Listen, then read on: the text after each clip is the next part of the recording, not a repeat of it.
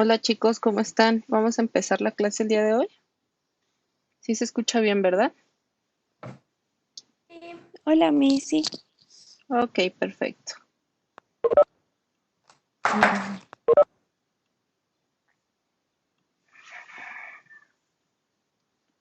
Muy bien, nos faltaban poquitas diapos. Vamos a terminarlas el día de hoy.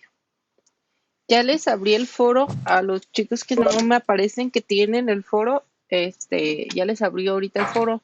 Una disculpa de que no se los abriera ayer, pero he estado un poco enferma, entonces la verdad es que no tenía ganas de entrar a la computadora, pero ya está abierto para que por favor los que no me aparezca que aparezcan en rojo, que no participaron en el foro, ahí mismo en esa publicación nada más suban su foto de que sí participaron y ya con eso les registro la participación en el foro, chicos. Entonces, para que no se estresen. Ok, vamos a continuar entonces con la presentación. Ayer nos quedamos en esta parte, en la importancia de formación de hábitos alimentarios. Eh, Importante nosotros siempre fomentar esta parte en nuestros pacientes, pero también nosotros predicar con el ejemplo. Siempre les he dicho esto, he conocido colegas, he conocido gente que es nutrióloga y luego, pero no me gusta el ejercicio y bueno, tienes que predicar con el ejemplo. ¿Por qué? Porque pues eres el ejemplo del paciente, entonces debes de manejar esta parte correctamente. Y eso es importante, siempre predicar con el ejemplo. Y pues educar a nuestros pacientes suena fácil, pero no lo es fácil, es bastante complicado, implica bastante tiempo, implica que el paciente se involucre. Siempre háganle saber al paciente que se debe de involucrar en su tratamiento. Entonces, todo esto es lo que tenemos que hacer para fomentar hábitos alimenticios. Recomendaciones generales, pues normalmente a los pacientes se les recomienda establecer horarios específicos de comida. A eso es importante, más que nada, no porque te acelere el metabolismo y cosas así que luego se dicen, no, simplemente es importante porque esos horarios específicos de comida hace que el paciente se discipline un poco muchas veces, porque el paciente varias veces, como cuando no establece horarios de comidas fijos, puede ser que falte un poco de disciplina en este aspecto. Entonces, es una buena estrategia para fomentar la disciplina en los pacientes. Se debe recomendar realizar al día 3 comidas principales y 2 colaciones, que nosotros ya lo vimos, pero yo aquí se los pongo porque nosotros nos guiamos con la norma oficial mexicana 043, que se la vayan aprendiendo, siempre les pregunto esa norma. La norma oficial 043 es servicios básicos de salud y nutrición. Esta norma, por eso nosotros la debemos de dominar perfectamente, porque pues al ser mexicanos y nutriólogos, pues es nuestra norma, por así decirlo. Y la norma dice que son 3 comidas y 2 colaciones. Nosotros ya sabemos que pues, no es tan así. ¿Y por qué a lo mejor dice esto? Porque esta norma fue hecha en el 2012, es bastante vieja, a lo mejor fue entre 2010 y 2011 que se realizó. Entonces, por eso todavía maneja esta información, pero nosotros conocer que pues ya nos dimos cuenta que no es tan necesario, más sin embargo la norma lo maneja así. Promover el consumo de verduras y frutas regionales y de la estación en lo posible crudas y con cáscara. Uno de los hábitos que más aprendemos desde chicos, o es muy común, es a quitarle la cáscara a la fruta, la cáscara a las verduras. Y cuando yo les digo a los pacientes, no, es que deben de ir con cáscara, es como de, pues nunca lo he hecho así. A mí en mi casa me costó a mi mamá quitarle ese mal hábito de quitarle la cáscara a las frutas y a las verduras. ¿Por qué? Porque en la cáscara viene bastante composición de fibra. De hecho, la mayor parte de la fibra está en la cáscara. Entonces, por eso se les debe dejar la cáscara a estas frutas y verduras. ¿Y por qué de estación? Porque cuando son de estación, son de temporada y son más baratas. Y yo siempre he dicho que la naturaleza es súper sabia, porque las frutas de temporada tienen las vitaminas y minerales que nos ayudan a prevenir las enfermedades de temporada. Entonces, pues debemos utilizarlas. Nosotros vemos que en diciembre hay mandarina, hay naranja, hay guayaba, hay ciertas frutas que tienen muchos cítricos o son muy cítricas, tienen mucha vitamina C y nos ayudan a prevenir enfermedades respiratorias. Entonces, la naturaleza es sabia, nos da frutos de temporada para prevenir estas enfermedades de las estaciones. Se recomienda el consumo de cereales, de preferencia de grano entero y sus derivados integrales, sin azúcar adicionada y tubérculos. Se destaca el aporte de fibra dietética y energía. Es importante enseñar al paciente a comer cereales integrales. Y cereales integrales no me refiero al all bran con fibra o todo esto, no.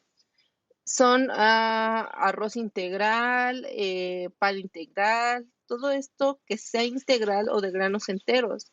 Porque hace un tiempo yo escuchaba a un doctor que decía, no, es que tiene más calorías.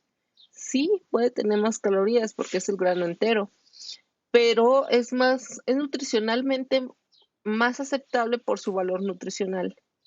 Entonces, a mí no me sirve de nada que un pan integral tenga 80 kilocalorías y uno refinado tenga 50, si el refinado realmente no me aporta gran variedad de nutrimentos. Y eso es importante, que ustedes lo consideren. En algún momento de su vida van a escuchar esto. Les van a decir, es que los cereales refinados tienen menos kilocalorías. Probablemente algunos tienen menos kilocalorías, pero a ti y tú lo que has visto es que esta parte no importa demasiado, como lo que importa es el valor nutricional de los alimentos. ¿Qué tantos nutrientes te aporta? Y siempre te va a aportar más los cereales integrales. El otro punto dice, se debe informar sobre las ventajas, la importancia de la combinación y variación de los alimentos. Es importante. Tengo pacientes que todo el día lo único que comen de frutas es manzana o nada más comen plátano. O nada más comen un tipo de fruta y un tipo de verdura, nada más. Y hay que explicarle la importancia de variar y combinar estos alimentos. ¿Por qué? Porque ya les había explicado a ustedes que los colores les dan las características de la cantidad de vitaminas y minerales. Entonces, al darles a los pacientes una variedad de frutas y verduras, garantizamos una mayor proporción de variedad de vitaminas y minerales. Esta es la razón por la cual se le debe de enseñar a los pacientes a variar alimentos. Muchas veces también el hecho de combinarlos, por ejemplo, cuando junto un cereal con una leguminosa, juntamos aminoácidos que nos aportan más o menos aminoácidos de alto valor biológico parecidos a las carnes. Entonces, a lo mejor el paciente si te dice, o ya no le cuadra comer carne por el aporte proteico, pues le puedes enseñar a cómo combinar estos alimentos para que te dé aminoácidos de alto valor biológico. Y esa es una buena estrategia. Muchas veces llegan mis alumnos y me dicen, no, es maestra, es que no come proteína. Y ya veo el recordatorio de 24 horas y sí come tacos de frijol. Pues ahí, entre el frijol y la tortilla, a estar juntos, se hacen estos aminoácidos similares de alto valor biológico parecido a las carnes. Es la importancia de combinar y variar nuestra alimentación. Recomendaciones generales. Se debe recomendar que cada tiempo de comida se incluyan alimentos de los 3 grupos. Ya les había explicado el plato del bien comer, que te dice que al menos debe ir una de frutas o verduras, que para mi gusto siempre utilizo ambas por tiempo de comida principal. Un aceite o grasa de buena calidad, cereales y tubérculos y alimentos de origen animal. Grasa de buena calidad. Mucho tiempo fue muy satanizada la grasa. La grasa es buena, tiene muchas funciones. Precursor hormonal, nosotros hemos visto que tiene demasiadas funciones. Pero ¿qué tipo de grasa le voy a dar? Obviamente no le voy a dar manteca de cerdo, pero obviamente le puedo usar un aceite vegetal y en las cantidades adecuadas para el paciente. Entonces, eso es importante, que nuestros platillos lleven esta combinación y que, por ejemplo, ustedes le expliquen esto al paciente, que a lo mejor el paciente puede involucrarse en entender cómo deben ir sus platillos preparados. ¿Por qué? Porque luego me ha tocado ver que sus platillos es carbohidratos más carbohidratos y ni siquiera lleva proteínas, ni siquiera lleva frutas, ni siquiera lleva verduras. Por ejemplo, en la Ciudad de México, pues la famosa guajolota, ¿no? Que es el pan, el bolillo con el tamal, carbohidrato más carbohidrato, o la torta de chilaquiles, Entonces, a lo mejor, pues, de vez en cuando, pues no causa mayor conflicto, ¿verdad? Pero lo ideal es que el paciente entienda que la combinación no debe de ser así.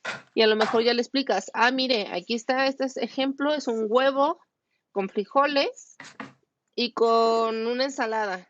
Y ya le explicas por qué es importante. Y a lo mejor de postre le pones fruta con yogurt de desayuno. Y ya le explicas por qué esa variación y por qué ese es un ejemplo de un desayuno saludable, porque incluye todos los grupos de alimentos. Se debe recomendar la higiene al preparar y servir los alimentos y comer también estos alimentos. A mí me encanta porque los nutriólogos somos bien buenos para enseñar alimentación saludable y todo esto, ¿no?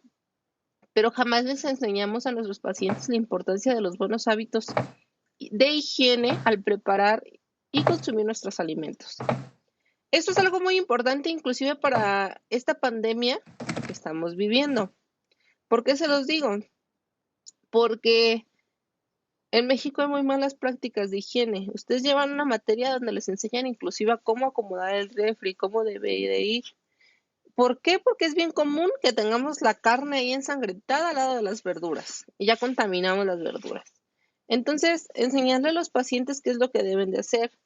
Por ejemplo, el otro día mi mamá me dice bien sorprendida, estoy leyendo que después de lavar las frutas y las verduras se deben de pasar en una cubeta con cloro o una cubeta con, se me fue el nombre del otro, con lo que se desinfecta las frutas y verduras, que es como un moradito. Se me fue el nombre, microdín. Este, y le dije, sí, yo ya sabía cuando yo roté por el servicio de cocina en el hospital, así se desinfectan las frutas y verduras. Primero se lavan, y luego se pasan en una cubeta llena, en el hospital es con microdín y se dejan un rato y luego se enjuagan y ya, se guardan. Así es una buena estrategia para el manejo de frutas y verduras y garantiza una desinfección adecuada. Pero de nada te sirve hacer esto si luego en el refri lo acomodas mal y se contamina en el refri. Entonces es importante que el paciente entienda también cómo acomodar los alimentos en el refri. Porque he llegado a tener pacientes que me dicen, siempre tengo diarrea. Pues a lo mejor hay una mala práctica de higiene alimenticia, que es lo que le está originando estos síntomas. Otro es, se debe de promover el consumo de agua simple, potable, como fuente principal de hidratación. Me pasa, los pacientes no quieren agua potable, quieren refresco, quieren agua de sabor, quieren cualquier cosa, jugos, pero no les gusta o no están acostumbrados a consumir agua potable. Entonces es importante señalar al paciente que en medida de lo posible es la mejor opción porque no te aporta azúcares y porque el cuerpo ocupa agua potable en sí, no ocupa algún otro tipo de sustancia, o a lo mejor la puedes consumir, pero no quita la importancia del agua potable. Se debe señalar la forma mediante la cual se optimiza el beneficio del costo derivado de la selección, preparación y conservación de los alimentos. Y ahí a veces le fallamos porque debemos de señalar al paciente a cómo comprar productos alimenticios que sean de buena calidad, que no sean de altos costos muchas veces. Y ojo, preparación y conservación de los alimentos.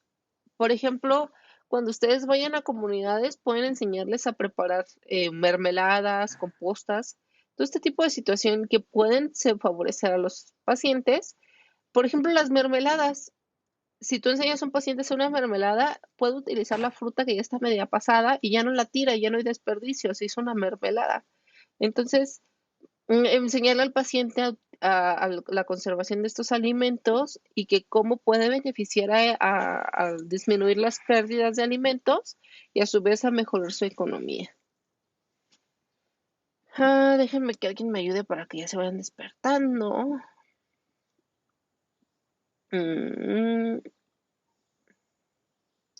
Majo, ¿estás aquí, Majo? Majo. Sí, Miss. ¿Me ayudas a leer el primer párrafo, porfa? Ok. Recomendaciones generales. Se deben identificar y revalorar los alimentos autóctonos y regionales y recomendar la utilización de técnicas culinarias locales que no tengan un efecto negativo en la salud. Se promoverá el consumo de alimentos preparados con hierbas y especias de la cocina tradicional de cada región. Muchas gracias. Esto es importante. ¿Qué alimentos son propios de la región a la que estamos, con la que estamos trabajando? Y ver estas técnicas culinarias que puedan mejorar el estado nutricional de los pacientes. Por ejemplo, las famosas enchiladas morelianas, yo las preparo en mi casa, amo las enchiladas, pero yo utilizo una técnica donde el aceite que uso para pasar nada más la tortilla, o a veces no lo paso, o uso un aceite en spray, y así disminuyo muchísimo el contenido de aceite en la enchilada. Em, Ahorita, por ejemplo, hemos tenido ganas de sopes y encontré una opción en Superama de mini pan pita y los hacemos como tipo sopes y pues son una excelente opción. Entonces, buscar qué es lo que le gusta a las personas y buscar si hay una técnica culinaria que pueda mejorar la composición y a su vez disminuir los efectos negativos. La verdad es que hasta la fecha no sé cómo hacer una corunda saludable, eso es lo que todavía no he llegado. De tamales sí he intentado, he hecho tamales de avena con chocolate, saben buenos, la verdad sí me gustaron y no tienen manteca, entonces pues son formas que uno puede hacer, variaciones para que el paciente vaya familiarizando con otras técnicas. Obviamente, chicos, yo también siempre les digo que un día te comas unas corundas, pues no pasa nada y explicarles al paciente, pero obviamente explicarle los riesgos de todos los días consumir este tipo de alimentos que tiene manteca o que en su preparación lleva manteca. Entonces, puedes explicarle los efectos nocivos. Pero por un día que te comas unas enchiladas o que te comas unas corundas o de vez en cuando, pues no va a pasar nada y también enseñarle eso al paciente. Ok, Paulina Pardo, ¿estás por ahí, Paulina Pardo? Sí, Paulina Pardo, ¿nos ayudas en este segundo párrafo, por fin? sí. Se debe promover y orientar sobre la consulta y el entendimiento de las etiquetas de los alimentos procesados para conocer sus ingredientes, información nutrimental, modo de uso, forma de conservación, así como fecha de caducidad o consumo preferente. Gracias. Muy bien, les quiero preguntar a todos ustedes, ¿checan la fecha de caducidad cuando compran un producto? A ver, No, Sí, a veces sí. ¿Qué productos normalmente sí checan la fecha de caducidad? lácteos. la leche, yogur. Lácteos, yogurt, ok. ¿Por alguna experiencia desagradable o qué? Sí, Ok, es muy común que sea lácteos y yogurt porque algún momento consumieron alguna pasadita. Es muy, muy común. Es importante que cuando ustedes, muchos de ustedes viven ya aquí solos y a veces en el súper solos, siempre chequen las fechas de caducidad de los productos. Muchas veces muchas empresas crean ofertas así llamativas al más no poder, pero es porque ya son productos a punto de echarse a perder. Entonces hay que darnos cuenta, si te los vas a consumir en ese momento, pues no va a generar ningún problema. Pero si a lo mejor lo esperas consumir en un lapso de tiempo prolongado, pues puede que se te eche a perder ese producto. Entonces, siempre chequen la fecha de caducidad. A partir de esta materia, ustedes van a enseñarse a leer etiquetas de alimentos, ver los ingredientes, la importancia de ver que ese alimento sea bueno. Yo siempre les he dicho que una forma, lo más sencillo de saber de una etiqueta nutrimental es que entre menos ingredientes es mejor. ¿Por qué? Porque entre más ingredientes quiere decir que tiene más conservadores, tiene más edulcorantes, tiene más productos químicos y la verdad es que yo siempre busco que entre menos sea mejor. Y también ver cuáles son estos ingredientes. Ustedes lo van a aprender a hacer. Y ustedes le tienen que enseñar al paciente a leer estas etiquetas, que las entienda para ver, comparar productos en el súper y que ellos sepan elegir cuál es la mejor opción para ellos. Sí, sí nos ven feos, sí nos ven feo en el súper porque estamos viendo ahí entre tantos productos y comparando, pero es la única forma de nosotros saber cuáles productos pueden ser mejor para nuestra salud y el paciente debe enseñarse a hacer lo mismo. No lo primero, lo que más sabe la gente hacer es ver las calorías. Todo el mundo, ay, tiene 100 calorías, porque ni siquiera dicen kilocalorías, son calorías. Pues no es lo único que no me importa de un producto. A lo mejor si estoy en una pérdida de peso o el paciente está en una pérdida de peso, pues sí es algo importante. pero pues de ahí a que tenga 100 kilocalorías, pero pues tiene un montón de ingredientes tóxicos y nocivos, es como las papas de este tipo de sabritas y todo este tipo, pues no tienen tantas kilocalorías en sí, pero sí tienen un chorro de grasas, tienen un chorro de químicos que llegan a ser altamente nocivos para la salud, inclusive cancerogénicos. Entonces, eso es lo que yo quiero que el paciente entienda, no que solo vea las kilocalorías, que es lo que normalmente vemos. Eso es importante. Valeria, ¿estás aquí, Valeria? ¿Valeria? ¿No está Valeria? No. Miss, ¿Sí estás aquí, Valeria? sí, aquí estoy. ¿Me ayudas a leer este párrafo por sí? Se debe recomendar las técnicas culinarias que promueven la adecuada utilización de los alimentos en la elaboración de los platillos, con el propósito de conservar tanto los nutrimentos y sus características sensoriales, sabor, color, aroma y textura, así como reducir los desperdicios. Ok, muchas gracias. Hay que enseñar a nuestros pacientes cómo se debe de manejar la cocción de ciertos alimentos. Por ejemplo, ustedes a lo mejor sus abuelitos o sus papás consumían licuados con huevo crudo. Ya después cuando les explicas que las proteínas del huevo ocupan someterse a un proceso de cocción para que se desnaturalicen y puedan ser absorbibles, pues como que les cambia la onda. A lo mejor no así, a lo mejor les dices, es que así las proteínas no se absorben bien. Ok. Porque si les digo se desnaturalizan y todo esto, a lo mejor no me entienden, pero si les digo no se absorben bien si te lo comes crudo, pues pueden entenderlo.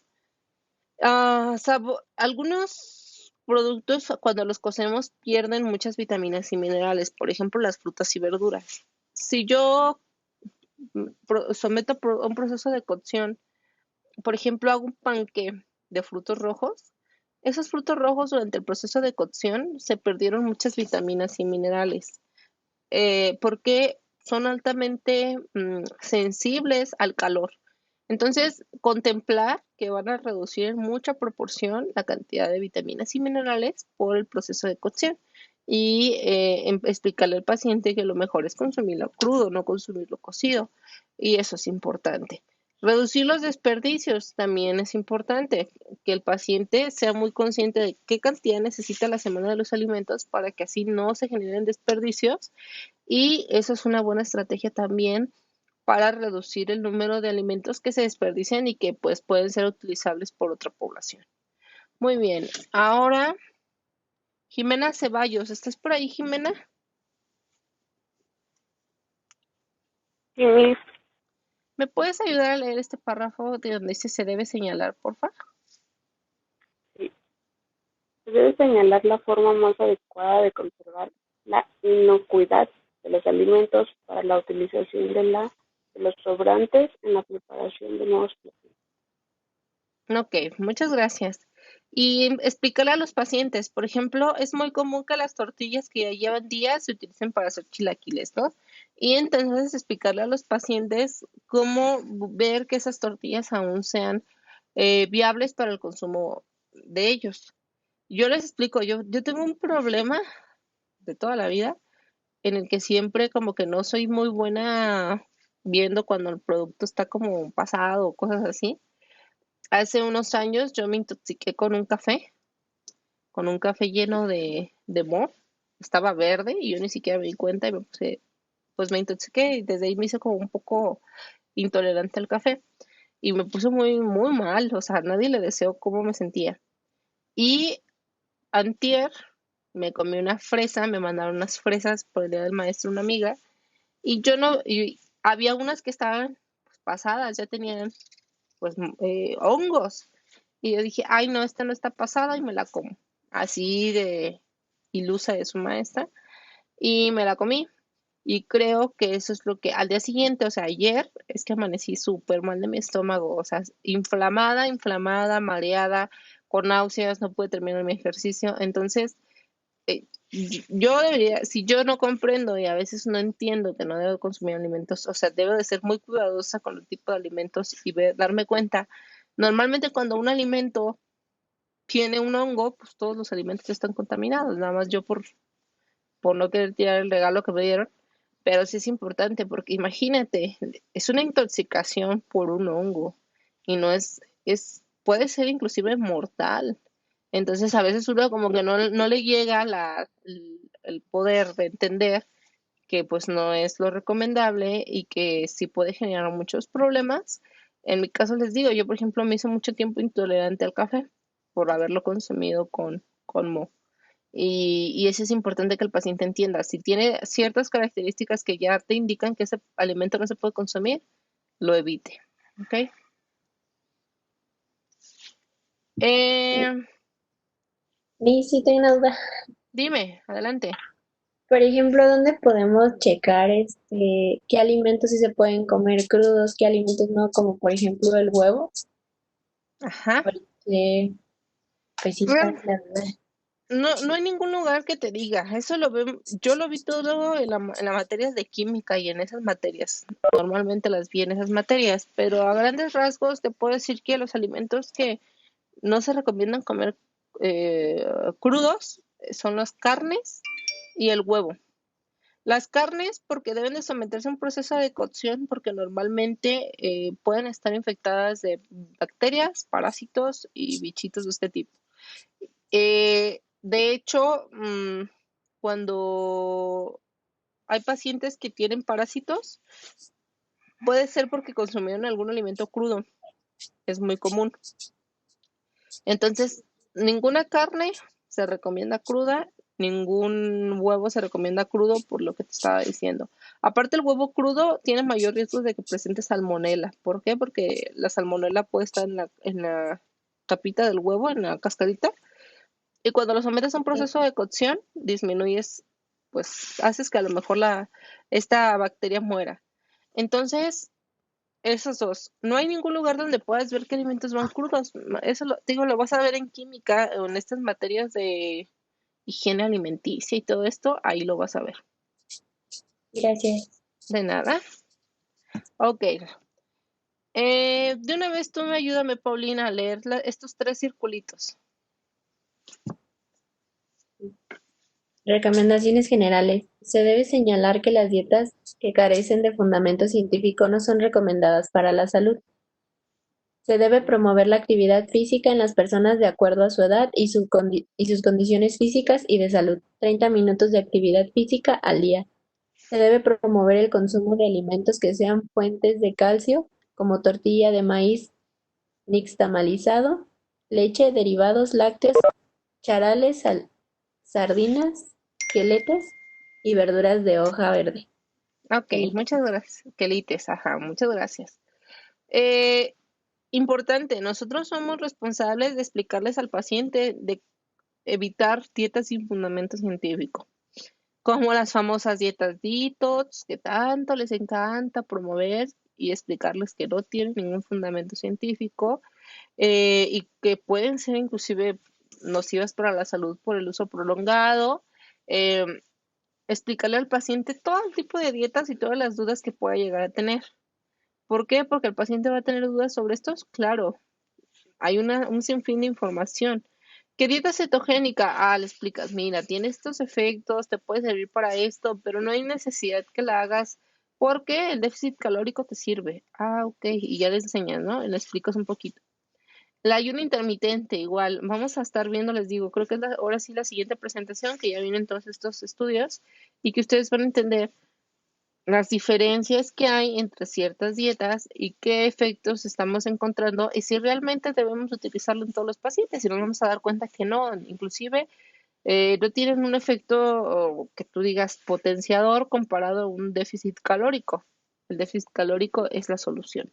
Entonces, puedes explicar esto al paciente, que cuando salga la señora Bárbara de Regil a decir que no se come fruta en la noche, explicarle que eso no es cierto, inclusive hay estudios que si no consumes carbohidratos en la noche, tienes mayor riesgo de hiperglicemias en las mañanas y mayor riesgo de diabetes tipo 2. Entonces, explicarle esto al paciente, que no tiene nada de malo consumir carbohidratos, que en la noche el cuerpo todavía lleva procesos fisiológicos y gasta energía, y que el paciente comprenda esta parte.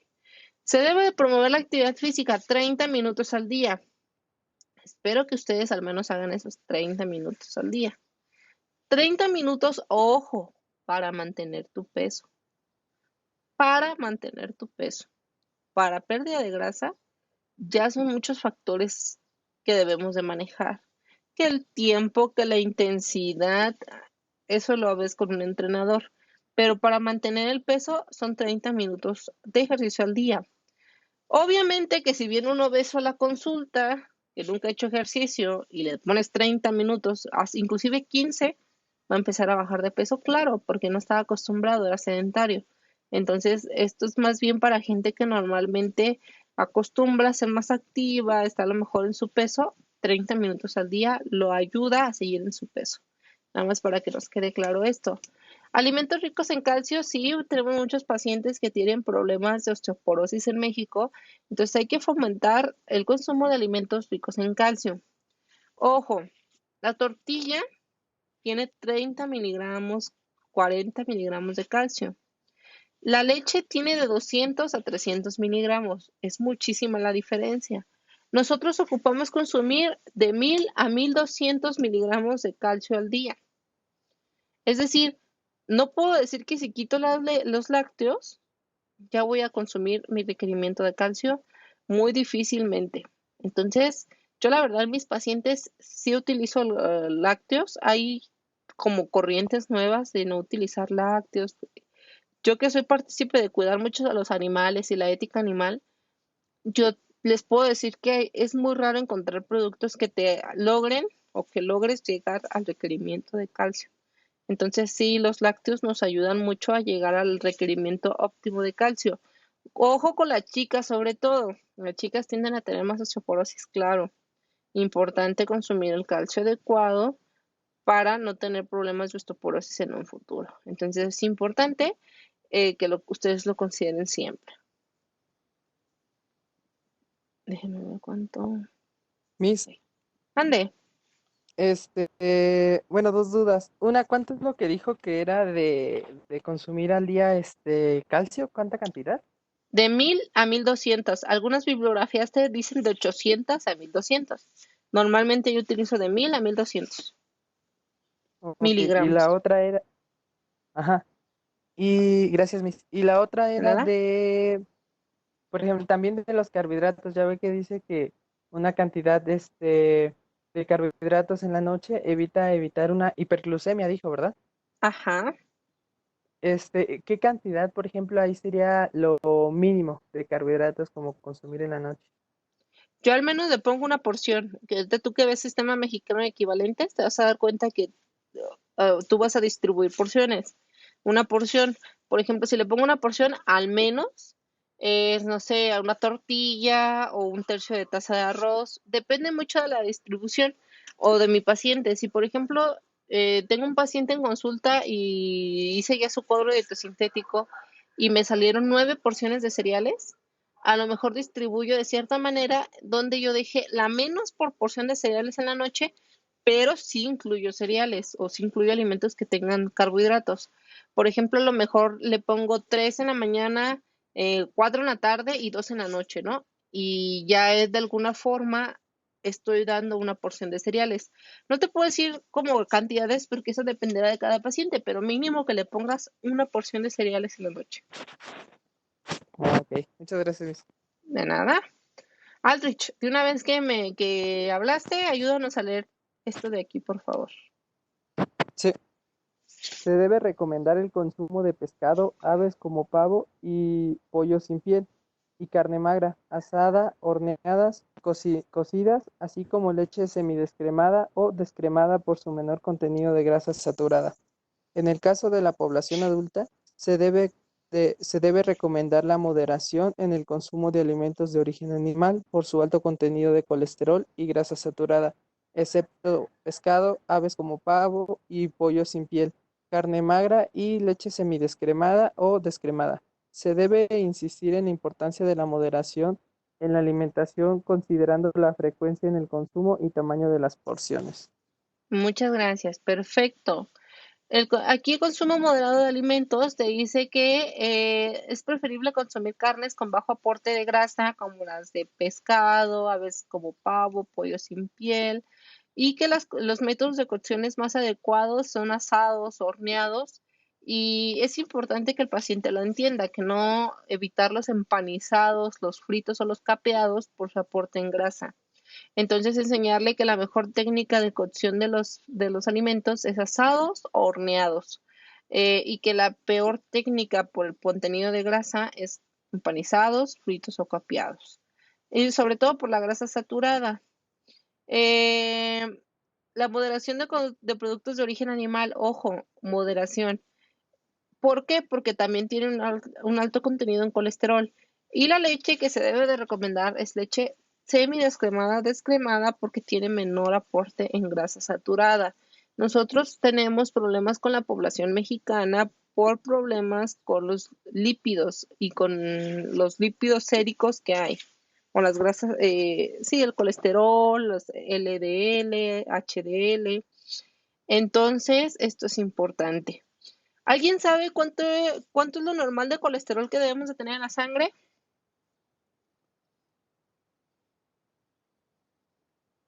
¿Nadie?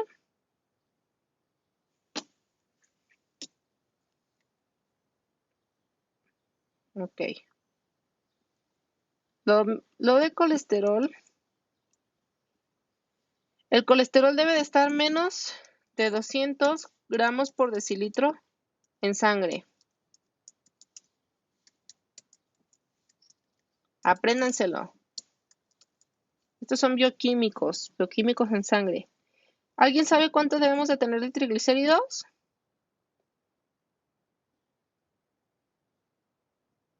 Nadie. Menos de 150 gramos sobre decilitro de triglicéridos. Esto debe ser en sangre. LDL debe ser menos de 100 gramos sobre decilitro de LDL, que es un tipo de grasa de baja densidad. Y las LDL, las HDL, que son grasas buenas, así es como ustedes les conocen, las grasas buenas y las grasas malas. LDL es la grasa mala, HDL es la grasa buena. El HDL debe de estar más de 40 y más de 60 gramos sobre decilitro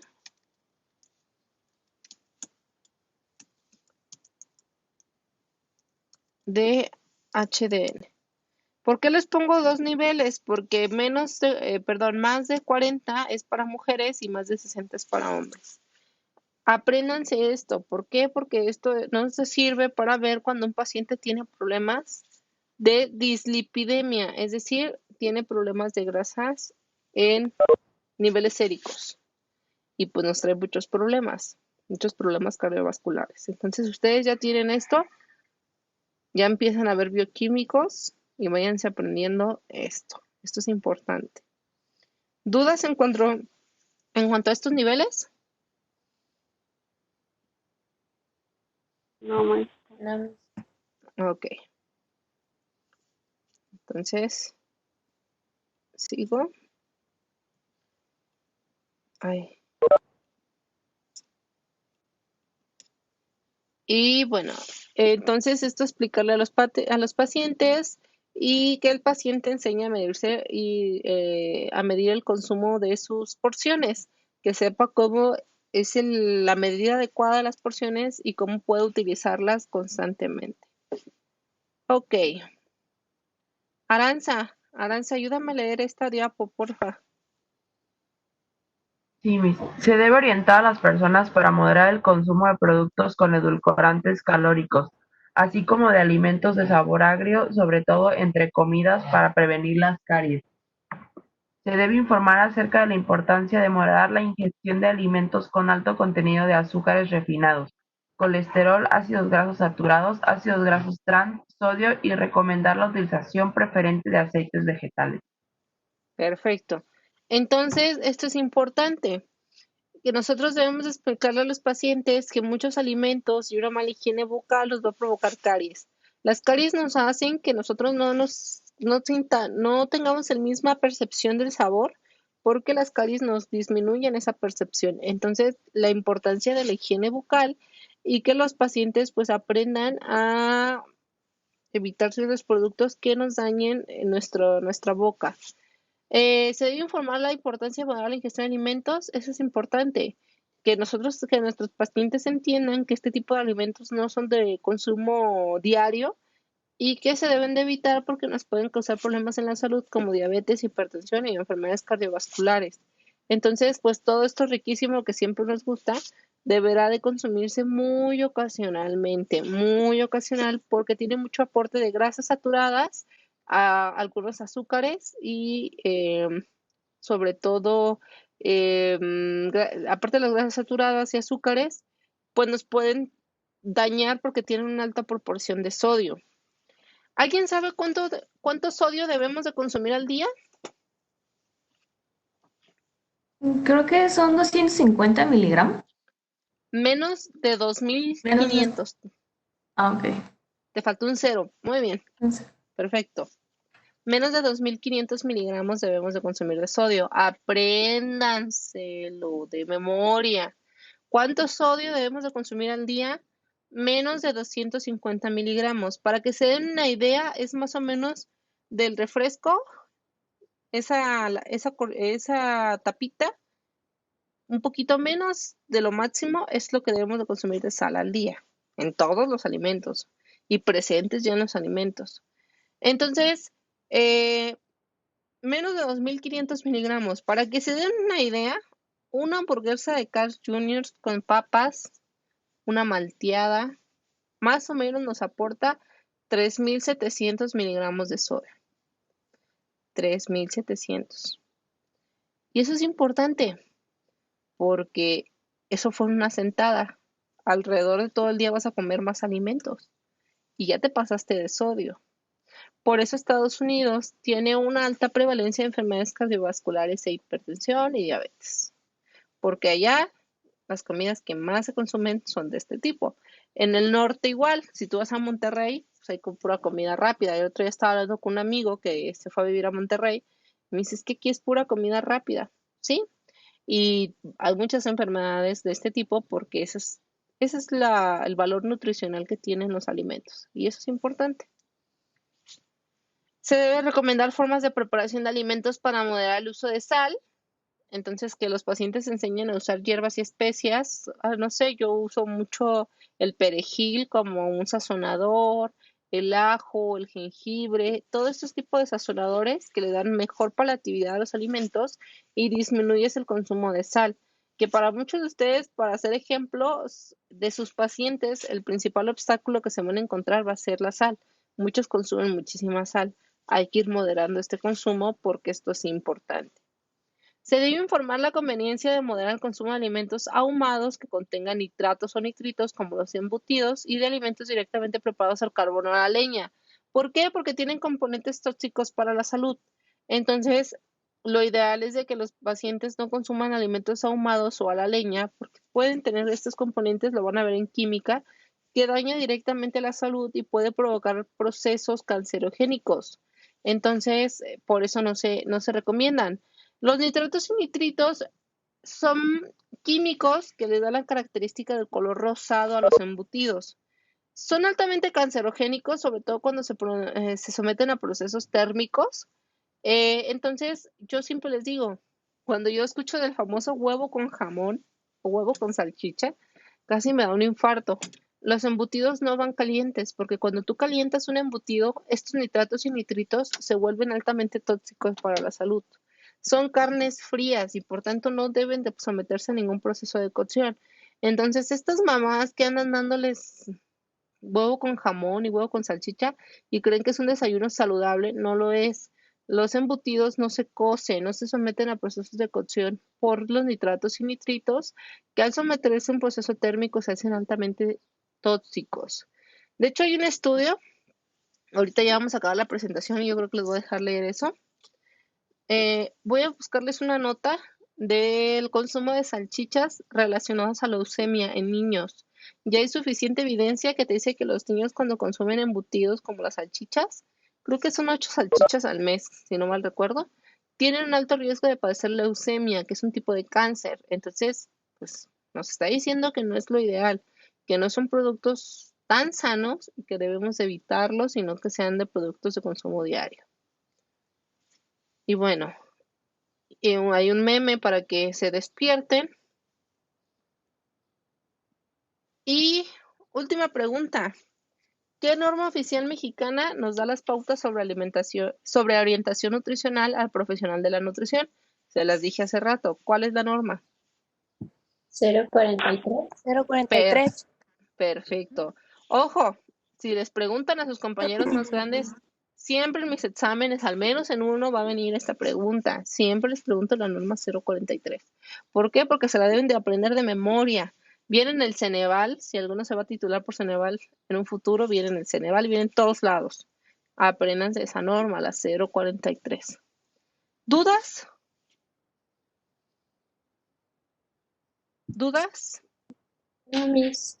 No, Ok, aquí terminaríamos, bueno, eso es lo que les apunté. Aquí terminaríamos la presentación, ya acabaríamos la unidad 3, ¿Puedes llevaríamos... regresarle tantito, por favor? Sí, claro que sí. Gracias. ¿Ahí está? Sí, ¿O cuál? no, en la de los valores. Ahí está, valores Ok, bioquímicos. gracias. De nada. Ya terminaríamos la unidad 3. Ya tendríamos, de 7 unidades, ya llevamos 3 unidades terminadas. Para que se den cuenta que luego me dicen, es que el trabajo en línea no se siente igual. No, así se siente. Yo era de las que creía así, pero pues, puede ser bastante bueno si lo aprendemos a utilizar. Entonces, bueno, ya con esto concluiríamos. Voy a buscarles ese archivo para que ustedes participen. Recuerden que yo nada más les registro. Ayer, si se dieron cuenta, al último les puse gracias por su participación. Leía todos los comentarios. Así voy a hacer ahorita en otro foro. Les voy a poner el consumo de salchichas para que está relacionado con leucemia en niños. Voy a buscar esta información y ustedes hacen un comentario en el foro. Se me hace más padre que dejarles una tarea y más largo y que ustedes hasta están ahí, qué hueva, siempre tenemos tarea. Y en el foro nada más es tu comentario, entre ustedes se leen qué opinan sus compañeros, yo leo qué opinan todos y más fácil. ¿Dudas sobre esto? Maestra, los foros a Sí. veces se pueden borrar. Es que yo, por ejemplo, también a mí me puso rojo, pero ahorita que me metí al foro, o sea, nada más tiene, o sea, no está mi nombre. Es Pero que no estoy segura está, que yo sí lo puse. yo les dije, no me aparece. No sé por qué, creo que alguien me mandó un mensaje esa semana de que tenía problemas con el foro. Creo que fue Julieta. No sé si sea relacionado a eso. No te preocupes, si no te aparece, les voy a dar el día de hoy. Vuelve a generar tu comentario en el foro para yo hacer el registro. ¿Te parece? Ok, gracias. ¿Eso aplica para todos, mis? Porque yo también había comentado y lo mismo no veo mi comentario. Sí, a los Ah, ok. que no estén, no importa. Hoy les voy a dar el día de hoy para que ustedes hagan otra vez su comentario y antes de que lo envíen, sáquenle foto por si vuelve a pasar lo mismo. ¿Les parece? Ok, mis. sí está Anda. bien. Perfecto. Entonces, si no hay dudas, vámonos a plataforma. Recuerden que en plataforma estoy conectada viendo que estén trabajando.